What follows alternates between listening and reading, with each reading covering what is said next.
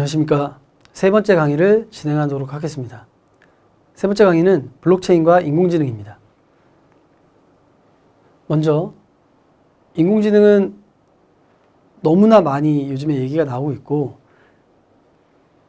워낙 지금 많이 사용하고 계시기 때문에 구체적인 내용들을 얘기하기보다는 전체적인 흐름, 그리고 웹 3.0와의 관계, 그리고 메타버스로 이어지는 흐름에 대해서 간략하게 설명을 드리도록 하겠습니다. 먼저 인공지능 역사에 대해서 살펴보겠습니다. 2022년 인공지능 시대가 챗 GPT를 통해서 시작이 됐습니다. 이제는 더 이상 거스를 수 없는 흐름이라고 생각이 됩니다. 인공지능 역사를 보시면 1956년 존 메카시가 인공지능이라는 용어를 처음 사용한 이후로 60년대에는 주로 추론과 탐색을 통해서 인공지능을 개발하려고 했습니다. 이용하고 개발하려고 했습니다. 그리고 70년대 AI 1차 겨울이 온 이후에 2차 AI 붐은 전문가 시스템으로 지칭이 됩니다. 전문가 시스템이란 지식을 가진 전문가 집단이 어떤 문제를 해결하는데 도움이 되고 그 지식들을 모아서 문제를 해결하고자 하는 전문가 집단의 지식을 시스템화해서 그걸 이용해서 문제를 해결하려고 하는 과정이 이 전문가 시스템이었습니다. 그래서 70년대 전문가 시스템의 대표적인 예로는 마이신이 있습니다. 전염성 혈액 질환을 진단하는 마이신 그룹이 그 대표적인 예가 되겠습니다. 하지만 이 전문가 시스템도 얼마 지나지 않아서 좀 유행이 떨어지고요. 그리고 AI 겨울이 다시 찾아올 때쯤 딥러닝, 머신러닝과 딥러닝이 다시 유행을 하게 됩니다.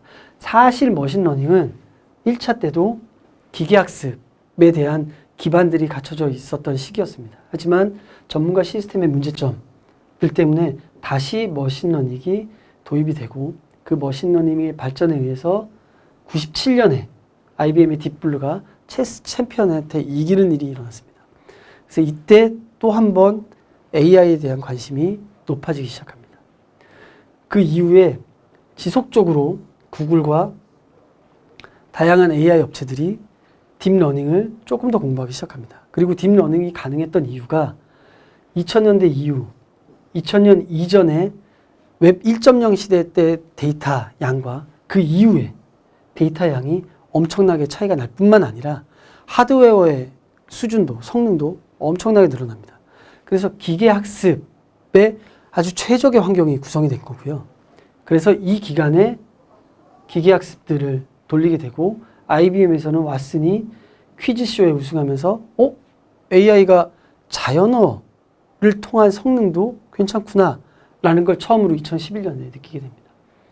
그리고 구글이 2016년에 알파고를 개발하면서 이세돌에 승리하고 전 세상은 정말 깜짝 놀랐습니다. 왜냐하면 체스 같은 경우에는 경우의 수가 바둑보다도 훨씬 적고 특히 바둑은 사람의 직관을 되게 중시하는 스포츠였기 때문에 아무리 AI가 개발이 되고 딥러닝으로 학습을 잘해도 바둑은 못 이길 거라는 생각이 팽배했었습니다. 근데 이세돌이 첫 판을 이기고 나머지 다 패하면서 알파고의 완승으로 끝나게 되죠. 그리고 16년 이후에 한동안 서비스가 없다가 그 다음에 이번에 챗 GPT가 나오게 된 것입니다. 근데 사실 챗 GPT가 나오기 전에도 정말 다양한 서비스들이 있었습니다. 특히 저희가 주목해야 될 서비스는 2018년 구글 I/O에서 나온 듀플렉스입니다. 이 구글 I/O라는 게 구글 개발자들을 모아놓고 그간의 성과들을 발표하는 자리인데요. 이 자리에서 그 AI가 전화하는 것을 시연을 하게 됩니다. 아마 유튜브에서 보셨을 수도 있는데 식당에 주문을 하는데 너무나 자연스러워서 식당 주인이 알아차리지도 못하고 식당 주인이 하는 말을 마치 사람이 대응하듯이 너무나 자연스럽게 주문을 마치는 화면을 봤습니다. 그 얘기는 뭐냐면 이제 2018년에 벌써 인공지능이 사람의 대화를 듣고 거기에 맞는 대화를 내뱉을 수 있는 기술이 개발됐다는 것입니다. 18년에 그 이후에 챗 GPT가 나오기까지 많은 기업들이 대화형 인공지능에 대해서 고민을 했었고 18년 챗GPT가 나올 때 당시에도 국내선 네이버, 그리고 해외에서는 구글, 메타, 아마존 등 다양한 기업들이 이미 그 기술들을 고도화시키고 있었던 측면이 많습니다. 하지만 챗GPT가 나온 이후에 생성형 AI에 대한 기대가 높아지고 실제로 지금 우리 모든 생활 안에 챗GPT나 생성형 AI가 깊숙이 파고들고 있는 게 현실입니다. 생성형 AI가 어느 정도로 많이 생겼는지 보여주는 화면입니다. 실제로 레딧에 최근에 뜬 화면이고요. 보시면 코딩, 그 다음에 이미지, 그리고 비디오, 텍스트, 리서치, 3D까지 정말 많은 종류의 생성형 AI들이 개발이 되고 운영이 되고 있습니다. 특히 좀 각광을 받고 있는 분야는 코딩 분야인데요. 깃허브의 코파일럿은 아마 대부분 개발자들이 저 프로그램을 이용한다고 보셔도 무관할 정도로 정말 많이 도움을 받고 있는 그런 AI 서비스입니다. 그리고 저희들도 익히 알고 있는 미드전이나 대리 같은 이미지 생성 서비스들도 지금 너무나 많이 생성이 되고 있죠. 미술가들 뿐만이 아니고 일반인들도 너무 쉽게 텍스트로만 그림을 그릴 수 있는 시대가 왔습니다. 근데 이런 것들을 넘어서 요즘에 유행하고 있는 것은 각광받고 있는 건 비디오, 영상과 3D입니다. 특히 저 3D 생성용 AI 같은 경우에는 메타버스 공간에서 컨텐츠들을 자동으로 생성할 수 있는 아주 좋은 기술이기 때문에 후반에 다시 한번 저 부분은 다루도록 하겠습니다. 국내도 있습니다. 국내에서는 다양한 벤처 회사들이 지금 AI 서비스들을 제공을 하고 있는데요. 그 중에서도 음악, 텍스트로는 리튼 테크놀로지가 좀 유명하죠. CES에서 혁신상을 받기도 했습니다. 그리고 동영상이나 AI 데이터 학습. 근데 제가 올해 열린 AI 그 포럼 이런 공간에 가보니까 정말 많은 것들이 이 가상인간에 대한 포션이 굉장히 높았습니다. 가상인간이 예전에는 몇 천만 원을 줘야지 개발할 수 있었던 건데 지금은 훨씬 적은 비용으로 훨씬 진짜처럼 내 목소리와 내 생각을 표현할 수 있는 가상인간들이 등장하고 있습니다. 특히나 예전에는 목소리와 모습, 행동만을 했다면 여기에 생성형 AI, 챗GPT 같은 것들이 붙으면 정말 인간처럼 활동을 할 수 있는 겁니다. 생각도 할 수 있고 생각까지는 아니더라도 나와 유사한 생각을 얘기할 수 있는 정도까지 올랐다고 생각을 하시면 됩니다. 하지만 인공지능에도 문제가 없는 것은 아닙니다. 인공지능 딜레마가 크게 두 가지가 있는데요. 지금 챗GPT와 관련된 딜레마 첫 번째는 접속이 차단당하고 사용이 금지당하고 있다는 겁니다. 그게 개인정보 문제 때문인데요. 이탈리아는 유럽 최초로 챗GPT 일시적인 접속 차단을 했습니다. 3월 달에. 근데 그 이유가 뭔가 살펴보면 이탈리아 데이터보호청에서는 GDPR 위반을 했다고 관련 조사에 착수를 하게 됩니다. 그 이유는 크게 세 가지로 볼 수 있는데요. 첫 번째, 개인정보 수집 처리에 대한 정보를 정보 주체에게 제공하지 않았다. 동의를 받지 않았다. 알고리즘 목적, 학습 목적의 개인정보 처리에 대한 법적인 근거가 없다. 그리고 이용자 나이를 미화하게 하기 때문에 13세 미만 이용자가 들어야 되는 답변이 아닌 경우가 있더라. 이 세 가지 문제 때문에 일단 이탈리아는 접속 차단을 일시적으로 했었고 지금 관련된 조사들도 하고 있습니다. 근데 이탈리아 이후에 유럽의 프랑스, 영국, 독일들도 GDPR 위반 문제에 대해서 조사에 들어간다는 그런 얘기도 들리고 있습니다. 두 번째는 미국 비영리 법인인 이 CAIDP에서는 AI 사용이 공정하고 투명하기 위해서 설명 가능해야 되는 미국 연방거래위원회의 원칙에 부합하지 못한다면서 오픈 AI와 챗GPT-4를 조사해달라는 청원을 제출했습니다. 챗GPT-4와 관련해서는 여러분도 아시다시피 글로벌 기업이나 대학들에서도 많은 논란이 있어 왔습니다.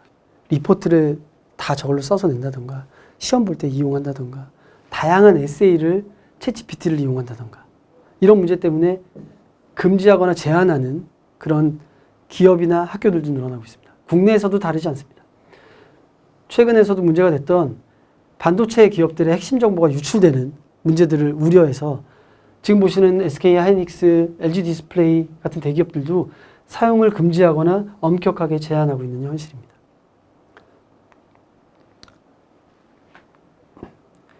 이런 이유들은 인공지능이 얼마나 우리 사회에 편의를 주는 반면에 위험할 수 있는지를 보여주는 한 단면이기도 합니다. 인공지능은 사실 입력된 데이터를 학습해서 그 데이터에 기반해서 내뱉는 결과를 산출하고 예측을 하는 시스템입니다. 그래서 데이터가 굉장히 중요합니다. 하지만 지금 하는 인공지능들은 대부분 웹에 널려있는 데이터를 쫙 수집을 해서 모두 학습을 하기 때문에 인간들이 생성한 데이터가 가지고 있는 편견이나 문제점들을 그대로 노출할 확률이 높습니다. 더군다나 개인정보가 학습이 된다면 그 개인에 대한 위험성도 배제하기 어려운 것이 현실입니다. 그럼에도 불구하고 인공지능은 앞으로 더 발달을 할 것이고 인공지능에 따라서 사람들의 삶은 더 편리하고 윤택해질 가능성도 높습니다. 하지만 이런 문제점들을 해결하기 위해서는 인공지능에 대한 윤리도 각별히 신경을 써야겠습니다. 그러면 인공지능이 이렇게 많이 발달하고 우리 삶에 편의를 주고 있는 인공지능이 어느 쪽으로 발달을 할까요? 단순히 웹에 있는 형태뿐만이 아니고 인공지능의 가능성은 무한합니다. 피직스 세계, 물리 세계로 본다면 로봇으로 갈 가능성이 높고요. 휴머노이드나 지금 하고 있는 배달 로봇을 넘어서는 로봇의 세계에 인공지능이 접목이 된다면 정말 더 자연 언어로 명령을 내리고 그에 따른 결과도 너무나 쉽게 인공지능이 생각해서 저희한테 편의를 줄 수 있겠죠. 근데 그 물리 세계를 떠나면 가상 세계에서 더 큰 효과를 발휘할 수 있다고 생각을 합니다. 온라인에서 텍스트를 하는 것과 가상생활에서 실제인 것처럼 인공지능이랑 대화를 나눈다면 그 효과는 배가 되지 않을까 생각을 합니다. 그러면 오늘은 가상세계에서 과연 어떻게 인공지능이 쓰일 수 있는지를 알아볼 거고 그 전에 먼저 메타버스, 세상에서 활용된 인공지능 그리고 메타버스의 역사에 대해서 먼저 알아보도록 하겠습니다. 큰 화면으로 먼저 보겠습니다. 인공지능이 확대될 메타버스 세상은 2000년 심즈부터 시작을 했다고 보는 견해들이 많습니다.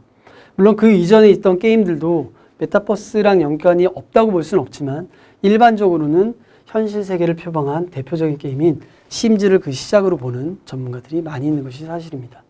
그리고 2003년에는 세컨드 라이프, 가장 메타버스다운 게임이죠. 세컨드 라이프도 그 세컨드 라이프의 특징은 세컨드 라이프 이름처럼 약간 부캐, 제2의 인생을 사는 컨셉으로 메타버스 세상에서 경제활동도 하고 결혼도 하고 이혼도 하고 취업도 하고 다양한 활동이 가능했던 그런 게임입니다. 2004년에는 로블록스가 나옵니다. 로블록스는 여러분들도 많이 해보셨을 거라 생각이 되는데 사용자가 게임을 직접 개발하는 혁신적인 게임 플랫폼이었습니다. 하지만 워낙 창조적이고 다양한 게임들을 개발해야 되는 이유 때문이었는지 젊은 층에, 그것도 아주 어린 층에 인기가 많았고 현재도 그 인기는 지속이 되고 있습니다. 2011년에는 마인크래프트, 로블록스와 아주 컨셉이 비슷한 거였고요.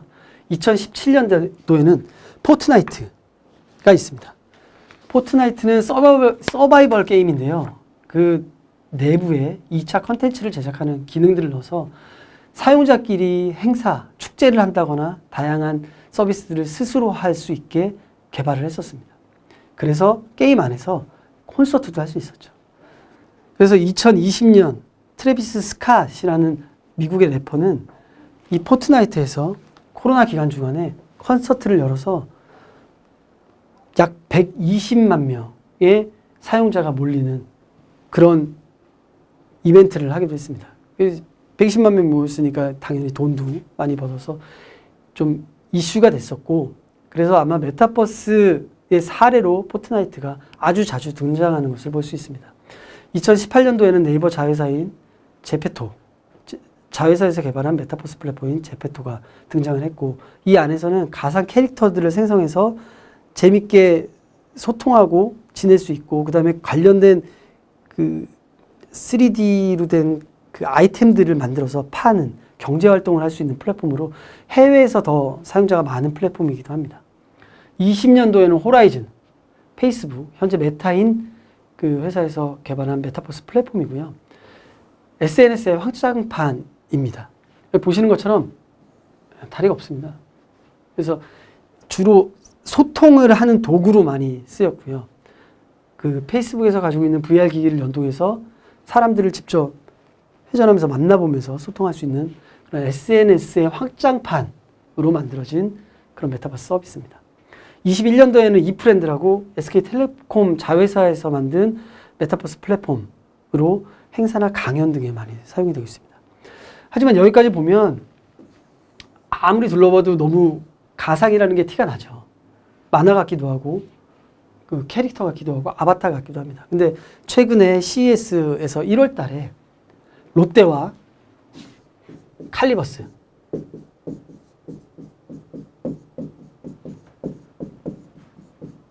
버스가 구현한 메타버스는 정말 현실감이 넘치는 메타버스였습니다.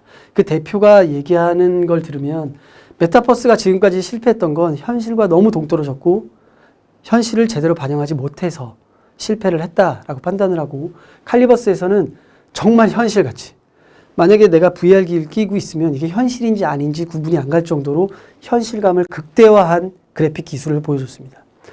롯데와 같이 했기 때문에 롯데타워도 구현을 했고요. 그 다음에 롯데에서 제공하는 면세점의 제품들 아니면 롯데 제품들을 정말 실제처럼 구현을 해서 가상세계와 현실세계의 구분을 모호하게 만들면서 내가 가상세계에 있더라도 이게 현실인 줄 착각하게 만드는 그런 몰입감을 제공하면서 메타버스의 성공을 이끌겠다라는 포부를 들고 나온 서비스이기도 합니다. 일반적인 메타버스의 역사를 보았고요. 그러면 메타버스와 AI가 어떻게 결합이 되는지, 융합이 되는지, 그래서 우리 삶에 어떤 변화를 줄 수 있는지에 대해서 말씀을 드리겠습니다. 메타버스의 가능성과 기업들이 보는 미래를 21년도에 마크 주커버그, 그 다음에 이번에 나온 애플 팀 쿡이 한 얘기에서 어느 정도 유추를 해볼 수 있습니다. 21년 마크 주커버그는 모바일 인터넷은 메타버스로 넘어갈 것이다 라고 얘기했고요. 이번 6월이었죠. 애플이 비전 프로를 발표하면서 팀 쿡은 맥이 개인 컴퓨터를, 아이폰이 모바일 컴퓨팅을 시대를 열었다면 비전 프로는 우리에게 공간 컴퓨팅을 선보이게 될 것이다 라고 얘기합니다. 결국 두 회사 모두 웹을 대표적으로 이끌었던 모든 기기들이 메타버스와 메타버스를 볼 수 있는 기기로 넘어갈 것이다 라고 얘기를 하고 있습니다. 근데 특이하게 다른 점은 페이스북, 메타는 소셜의 확대 모습으로 메타버스도 기기도 생각을 하고 있고요. 그래서 이 퀘스트 같은 경우도 게임이, 사람들이 같이 즐기는 게임이나 아니면 대화하고 소통할 수 있는 커뮤니케이션 도구로 많이 활용을 하고 있고요. 애플은 전혀 다른 방향이고, 그렇게 많이 소통해야 되기 때문에 가격을 아주 낮췄고, 애플은 컴퓨팅으로 보고 폐쇄된 공간에서 아주 고급화 전략을 써서 락인 하려는 전략으로 아주 고급화된 기기를 만드는, 그래서 하나의 컴퓨터처럼 만드는 그런 전략을 썼습니다. 그래서 실제로 들어가 보시면 애플에 있는 그런 아이콘들이나 화면이나 웹브라우저 그런 서비스들을 그대로 어플리케이션들도 이용할 수 있는 그런 형식으로 제작이 되어 있다고 보시면 될 것 같습니다. 메타의 글로벌 이슈 부문 대표는 이렇게 얘기를 합니다. AI의 열풍이 우리의 메타버스 목표를 대체하는 것이 아니라 오히려 도움이 되고 있다. 하나가 다른 하나를 완벽하게 강화한다. 생성 AI 없이는 미래 메타버스를 즐기는 사람들을 상상하기 어렵다. 실제 이 말을 들으면 메타버스와 AI가 결합될 수밖에 없고, 실제로 메타 회사들, AI 회사들도 궁극적으로는 두 개가 합쳐지면서 일어날 시너지를 기대하고 있구나 라고 볼 수 있습니다. 그리고 더군다나 AI가 메타버스에 주는 것은 코로나로 비대면이 강화돼서 떠오른 메타버스가 아주 침체된 시장에서 AI가 다시 그 늪에서 구해줄, 어쩌면 구세주같이 메타버스 회사들은 생각을 하고 있다라고 판단을 해볼 수도 있을 것 같습니다. 자, 그러면 구체적으로 도대체 AI와 메타버스가 어떻게 융합이 되고 어떻게 시너지를 내는지 한번 같이 살펴보도록 하겠습니다. 22년 9월에 엔비디아는 Get3D라는 서비스를 출시했습니다. 산자 피드러 엔비디아 AI 연구 부사장은 Get3D는 AI 기반 3D 콘텐츠 제작에 민주화에 한 걸음 다가가게 해줄 것이다 라고 얘기했습니다. 이건 결국 메타버스를 채울 건물이나 차량, 캐릭터, 이런 가구들을 아주 쉽게 3D 이미지로 생성하는 그런 걸 도움이 주는 AI 모델 Get3D가 나왔다는 뜻입니다. 지금 보시는 것처럼 이런 3D 모델이 단순히 2D 사진 한 장이면 고품질의 3D 모델을 생성하게 해주는 겁니다.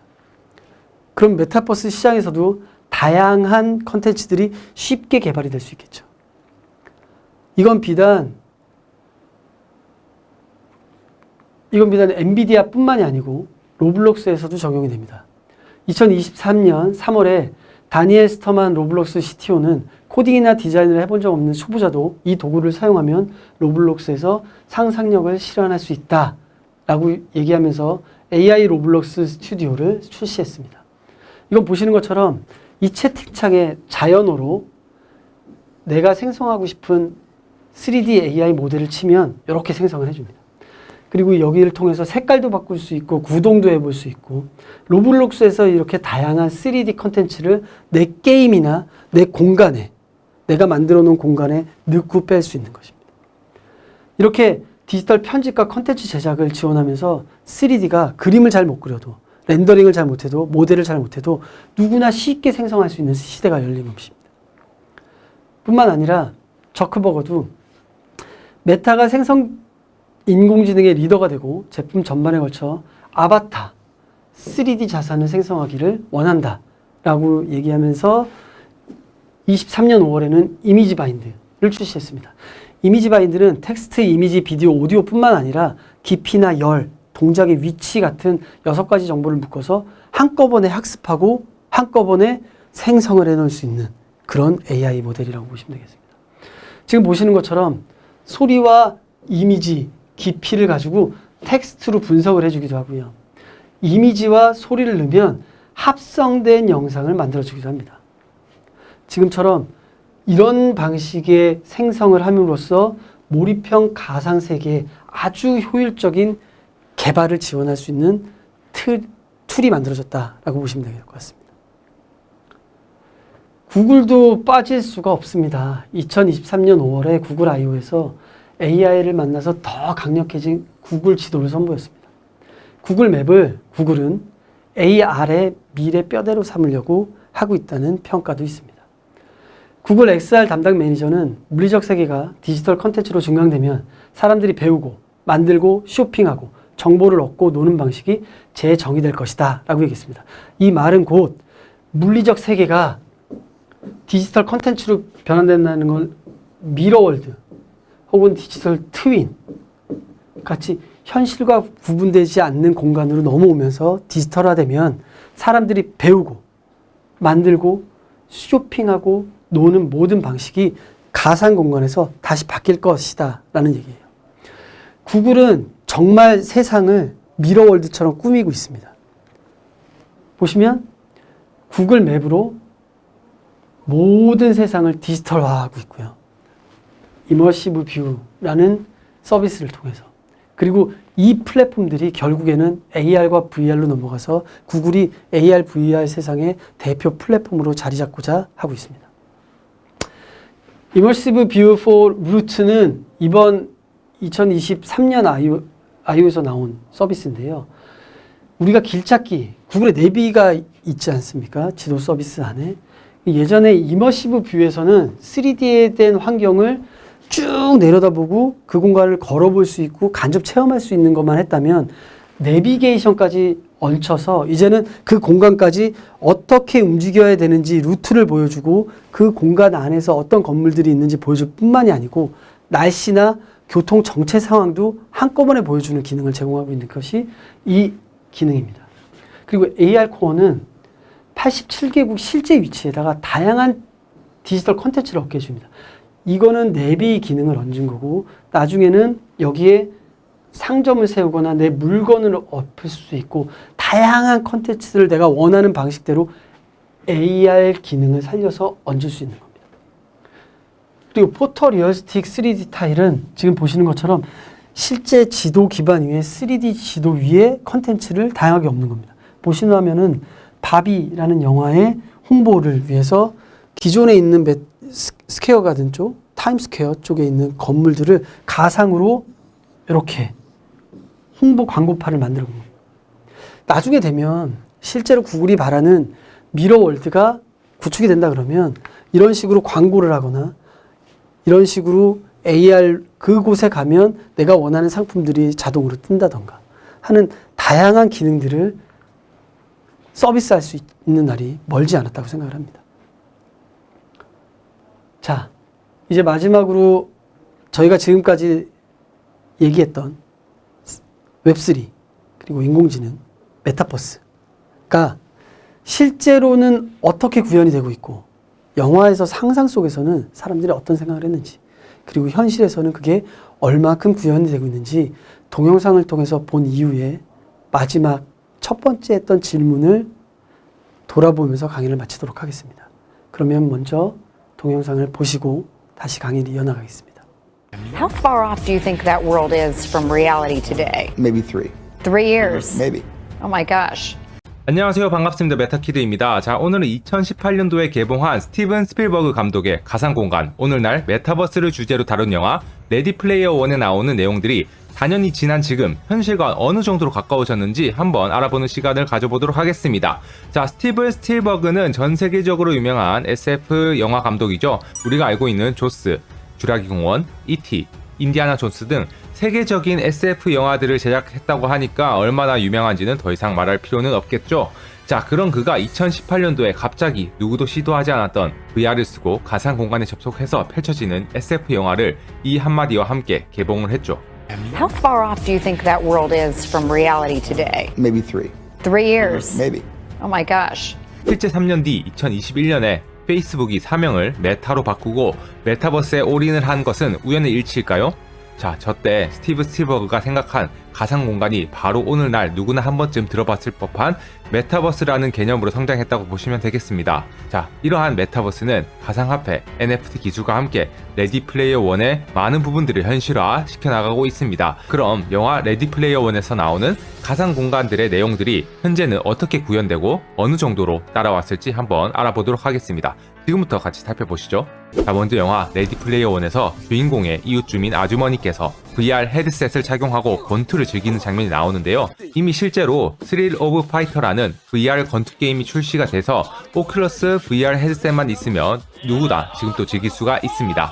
다음은 드론으로 피자를 배달하는 장면입니다. 자, 이것 역시 올해 초 이미 뉴질랜드에서 피자 배달을 시작을 했고 최근 국내에서도 세종시에서 피자 배달을 시작했다고 하니까 이미 드론 배달은 현실이 되었습니다. 자, 이제 어플을 통해서 드론으로 피자를 시킬 날도 머지않았을 것 같습니다. 다음 장면은 주인공이 오아시스라는 가상세계가 어떤 곳인지 설명하는 장면이 나옵니다. 자, 마인크래프트를 예시로 들었는데요. 이런 복셀 타입의 메타버스로는 마인크래프트뿐만 아니라 블록체인 기반의 샌드박스도 세계적으로 유명한 블록체인 기반 메타버스라고 할 수 있겠습니다.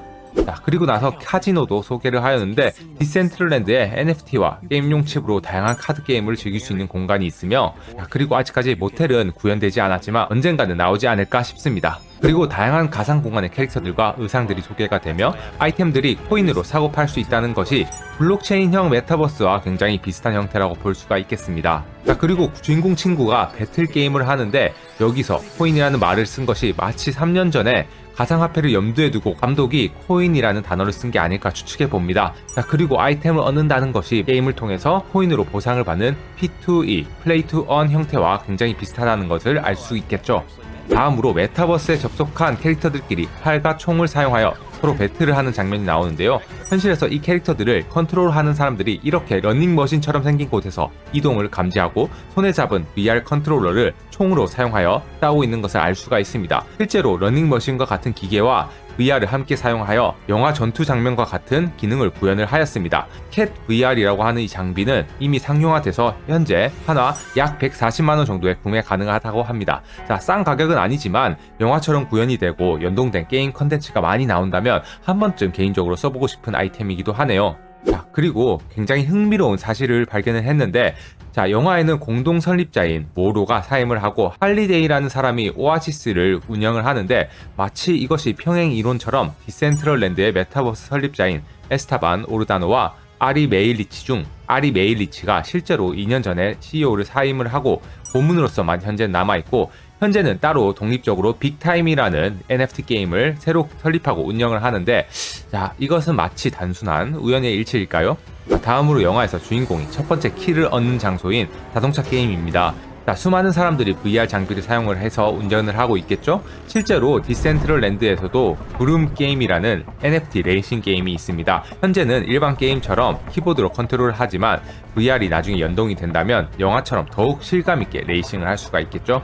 다음은 가상에서 캐릭터가 느끼는 통증, 접촉 등을 실제 사용자가 느끼게 해주는 센싱 슈트입니다. 영화에서는 가상 공간에 접속을 할 때 착용을 해서 감각을 전달을 받지만 아직 현실에서는 이러한 센싱 슈트가 개발 단계에 있습니다. 자, 그중 테슬라 슈트라는 곳에서 개발 중인 이 센싱 슈트는 사용자가 슈트를 입으면 가상에서 느끼는 감각을 전달받아서 실제로 느낄 수가 있다고 합니다. 자, 아직 상용화 단계는 아니지만 이렇게 개발되고 있다는 것을 보니 멀게만 느껴졌던 센싱 슈트까지 현실이 될 날이 머지 않을 것 같습니다. 자, 다음은 영화에서 주인공이 가상 공간에서 획득한 화폐를 사용해서 슈트를 구매 후 현실에서 받아보는 장면입니다. 자, 이것 역시 실제로 보손 프로토콜이라는 업체에서 이더리움 암호화폐를 사용을 해서 사용자가 메타버스 공간에서 결제를 하고 실제 오프라인 매장에서 사용 가능한 QR코드를 발급해주는 등의 이커머스 기능을 가상 공간에 구현해서 개발하고 있다고 합니다. 앞으로 메타버스 공간의 사용자가 많아지고 접근성이 더 용이해진다면, 자, 이러한 가상 이커머스 역할도 굉장히 커질 것으로 예상이 됩니다. 자, 이번엔 메타버스의 주요 컨텐츠인 클럽 파티입니다. 자, 영화에서는 센싱 슈트를 착용한 많은 아바타들이 이곳에 접속을 해서 다 같이 춤을 추고 이성에게 어필도 하는데요. 디센트럴랜드에서도 매주 다양한 DJ 파티가 열려서 실제 DJ 라이브 공연과 함께 아바타들이 함께 춤을 춥니다. 자, 음악을 듣고 사람들끼리 얘기하는 것은 굉장히 즐겁지만 조금 더 여기서 현실감을 위해서는 영화처럼 센싱 슈트와 VR 장비가 필요할 것 같습니다. 마지막으로는 주인공들이 미션을 깨기 위해 가상 영화관으로 접속하는 장면입니다. 실제 영화관의 형태와 매우 흡사한데요. 실제로 디센트럴랜드에서도 가상 영화관이 있으면서 독립영화 혹은 단편 영화들을 이곳에서 상영하는 이벤트를 종종 열고 있습니다. 자, 물론 편의성 관점에서는 넷플릭스처럼 원하는 영화를 선택을 해서 보는 게 더 편할 수는 있으나 가상 영화 시사회 혹은 자신이 좋아하는 영화를 다른 사람들에게 알려주고 전 세계 사람들과 같이 보면서 영화 얘기를 할 수 있다는 점은 충분히 메타버스 영화 관람도 메리트가 있다고 생각이 됩니다. 자, 오늘은 영상은 잘 보셨나요? 레디 플레이 원이라는 스티븐 스필버그 감독의 영화였습니다. 그 영화에 나오는 다양한 메타버스나 웹3나 인공지능 기술들이 들어가 있는데요. 아마 이 영화 말고도 그 발레리안과 천개의 행성의 도시라는 곳에서도 메타버스에 대한 걸 많이 보실 수 있고, 뭐 아바타 같은 것들도 그 어떻게 보면 메타버스, 아바타에 대한 것들을 보실 수 있습니다. 근데 지금 보셨던 것처럼 실제로 상상만 하던 것들이 현실에서 계속적으로 이루어지고 있습니다. 자, 인공지능도, 메타버스도, 아까 봤던 웹3도 언젠가는 현실화될 거라고 믿고 있습니다. 그러면 저희가 좀 긴 시간 강의를 하고 같이 알아봤던 웹3, 메타버스, 그리고 AI와 관련해서 처음 드렸던 질문을 다시 질문 드리고 거기에 대한 제 생각을 드리면서 강의를 마무리하도록 하겠습니다. 첫 번째, 마이데이터가 나에게 필요한가요? 마이데이터는 말씀드렸지만 제가 법적으로 받아야 되는 당연한 권리 중에 하나입니다. 특히나 데이터 경제가 이렇게 활성화되고 내 정보가 데이터 경제를 활성화시키고 돈을 버는 데 이용된다면 거기에 따른 내 권리를 찾는 것이 어찌 보면 너무나도 당연한 디지털 시대의 권리라고 생각하고요. 그래서 더 나한테 필요하다라고 저는 생각을 합니다. 그리고 두 번째 질문. 웹 3.0은 나한테 도움이 되나요? 웹 3.0에 대해서도 보셨지만 웹 2.0에서 일어나는 문제들, 나를 중심으로 내가 피해를 받을 수 있는 문제들을 해결하는 것이 웹 3.0이고 미래의 웹의 버전입니다. 비전입니다. 그렇기 때문에 웹 3.0은 스마트 컨트랙트, 분권화된 아이디, 그리고 분권화된 서버 환경, 그리고 여러 가지 블록체인, 분산화된 기술들을 이용해서 나한테 도움이 되는 너무나 많은 것들이 있습니다. 예를 들면 스마트 컨트랙트만을 이용해도 NFT와 스마트 컨트랙트, DID 세 가지 기술만 있더라도 향후에 일어날 메타 세상, 가상 세계에서 내 자산을 내가 지키고 식별하고 문제없이 거래해서 수익을 스스로 창출하는 세계에 웹3가 크게 기여할 수 있다고 생각을 합니다.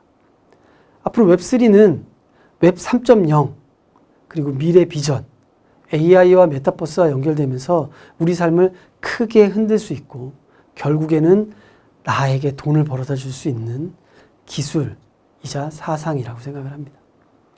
끝으로 AI나 메타버스가 내 삶을 바꿀까요? 여기에 대해서는 조금 길게 말씀을 드려보겠습니다. 웹 3.0과 AI가 메타버스에서 만나면서 우리가 얻을 수 있는 혜택은 너무나도 많습니다. 한 가지 예를 들어보면 제가 여기서 강의를 하고 있지만 현실과 너무나도 똑같은 메타버스 세상에서 제가 아바타를 너무나 싼 가격에 쉽게 만들고 내 목소리를 심고 제가 강의할 내용들, 기존에 했던 내용들을 다 학습시켜서 이쪽에 생성을 시키면 얘는 제가 없이도 이쪽 세계에서 다양한 사람들한테 강의를 하고 컨설팅을 하고 그 사람과 대화를 나누고 심지어 물건을 팔 수도 있을 것입니다. 그럼 내가 직접 이 세계에 들어가지 않아도 내가 컨트롤하지 않아도 이 사람은 거기서 내 캐릭터가 돈을 벌어서 나한테 줄 수 있는 것이고 다른 측면에서 보자면 메타가 꿈꾸는 소통 공간에서도 AI가 NPC와 결합이 된다면 NPC가 옛날에는 똑같은 동작만을 반복하고 똑같은 말을 했다 그러면 AI가 들어가는 순간 좀 더 다양한 소통, 실제 참여자가 없더라도 AI하고 게임을 하고 AI하고 대화를 하는 세상에서 메타버스가 훨씬 풍부해지고 훨씬 다양한 컨텐츠를 마련할 수 있는 계기가 될 거라고 생각합니다. 구글이 생각하는 미러월드나 아니면 현실과 거의 똑같은 디지털 트윈 가상세계를 보더라도 거기에 있는 건물을 세우는 것도 예전에는 3D 렌더링 전문가가 있다면 지금은 수많은 로드뷰가 3D를 생성해주고 아니면 사용자들도 너무 쉽게 제품이나 건물이나 차량들을 3D화해서 그 플랫폼에 올려놓는다면 우리가 생각하는 것보다 훨씬 더 빠른 시기에 현실과 너무나도 비슷한 메타버스 세상들이 생겨나게 될 것이고 우리는 거기서 다양한 경제활동을 해서 돈을 벌거나 재밌게 활용하고 재밌게 다양한 활동들을 할 수 있는 기반이 마련될 것이라고 생각을 합니다.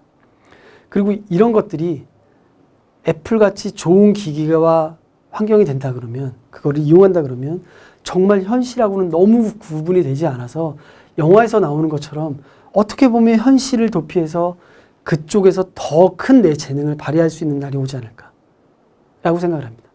특히 최근에 유튜브에서 보면 부캐로 활동하는 사람들이 많은데요. 메타버스가 행성처럼 다양한 레이어의 매트릭스 레이어처럼 너무나 많아지면 거기에 내가 취미로 하는 나의 아바타를 심어놓고 여기서는 공룡이 됐다가 저기서는 다양한 장사를 할 수 있는 거고 그런 나의 여러 가지 부캐들이 활동하는 메타버스 공간을 만들고 거기서 다양하게 부캐로 돈을 벌고 사람을 만나고 생활하는 모습을 상상하실 수 있을 것 같습니다.